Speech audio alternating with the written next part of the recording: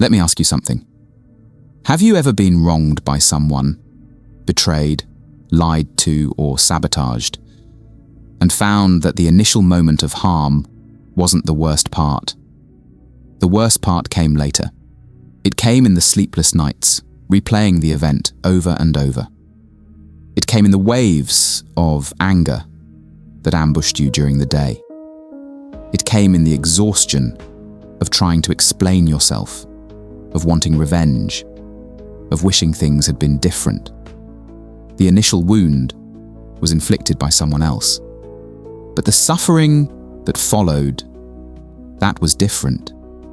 If you've ever felt this, then you understand one of the most profound and painful secrets of the human mind. And today, we are going to learn how to unlock ourselves from that secret prison.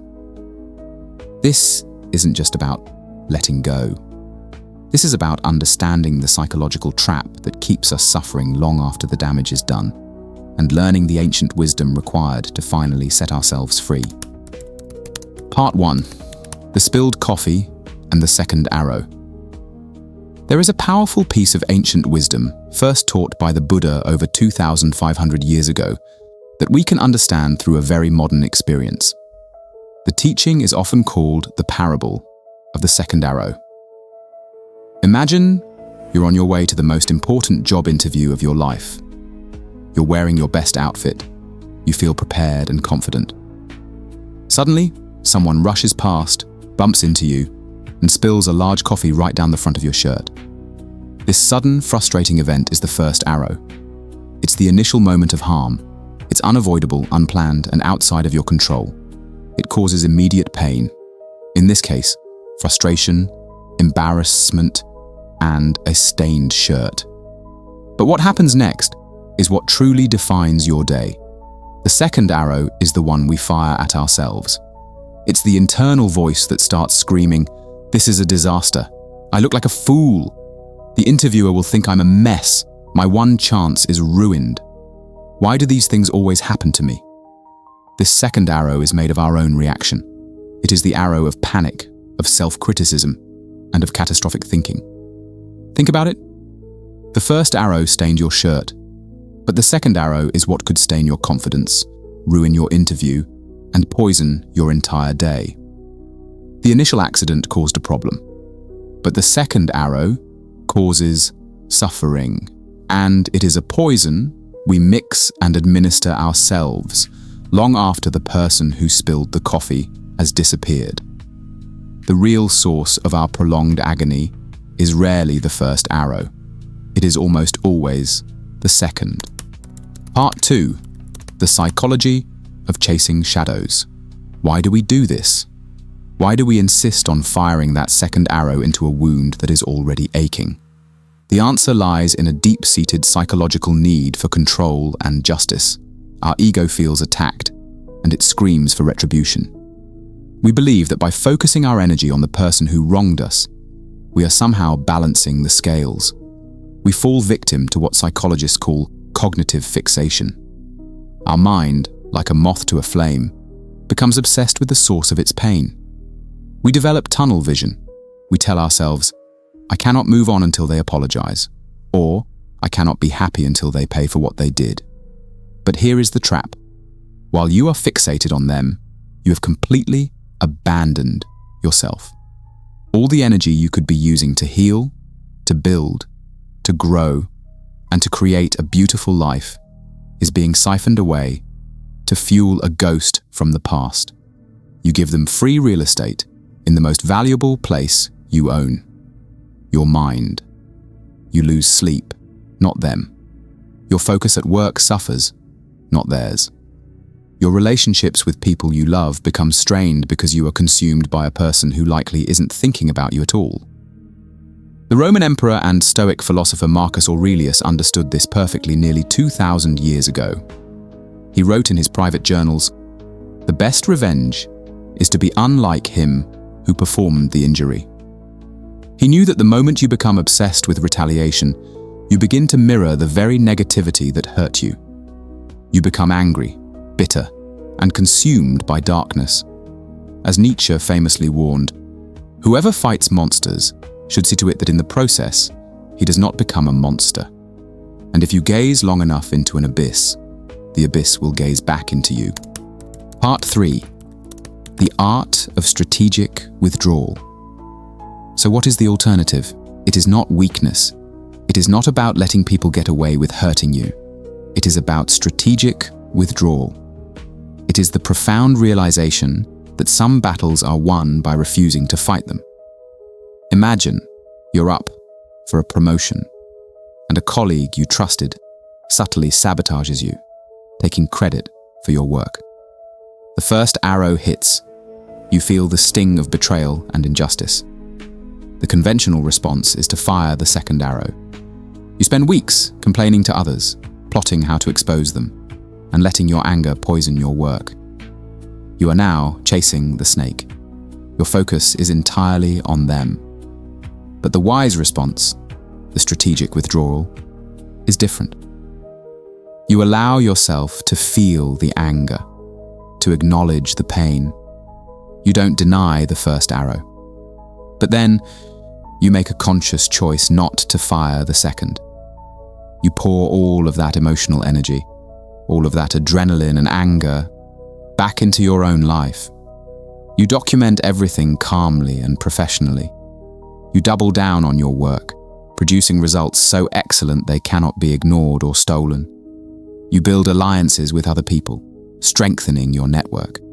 You focus not on tearing them down, but on building yourself up to a level where they can no longer reach you. This is not passive. It is a highly active, disciplined reallocation of your most precious resource, your attention. You understand that engaging with certain people on their level is a trap. It's like trying to play chess with a pigeon. It will knock over the pieces, make a mess on the board, and then strut around like it won anyway. The only winning move is not to play. Part 4. Silence as a form of power. In this journey, one of your most powerful tools is silence. Not an awkward, fearful silence, but a deliberate, powerful silence. When you are being baited into an argument, you must understand that your explanation is the fuel your opponent needs. Your outrage is their entertainment. Your desire to prove yourself is the cage they have built for you. When you choose silence, you are not surrendering. You are communicating something far more powerful. You are not worth my energy. This conflict is beneath me. I have more important things to do. This dignified silence is unnerving to those who thrive on chaos. Your refusal to engage robs them of their power. They are left alone on their battlefield, shouting into the wind, while you are already miles down the road, walking toward your own purpose. As the ancient Chinese philosopher Lao Tzu wrote in the Tao Te Ching, the highest goodness is like water. Water benefits all things and does not compete. It does not fight the rock. It flows around it, silently and persistently, eventually wearing it down. Your forward momentum, your growth, your peace, that is the water that will flow around the insignificant rocks in your path. Part 5. The Archer's Aim. Let me tell you a story about focus, purpose, and the art of letting a poison arrow fly past you. Imagine an archer standing at the final line of the Olympic Games. A lifetime of training has come down to this one moment, this single, final shot. It is the arrow that will decide the gold medal. The entire stadium is silent. She draws the bow, her focus absolute, and in that perfect silence, a single voice from the crowd, a rival's supporter, shouts something cruel and personal, a sharp reminder of a past failure, designed to shatter her concentration. The first arrow has been fired. It is a psychological attack, launched at the most critical moment possible. Anyone would understand. If she faltered, she could let the second arrow fly. She could let a wave of hot anger disrupt her stance, make her hand tremble. She could turn and glare at the source of the insult, losing her focus and her dream in a single, reactive moment. The consequence of that anger would be hers and hers alone. A silver medal instead of gold, a lifetime of regret. But she doesn't. She hears the voice. She feels the sting of the first arrow. But she makes a choice.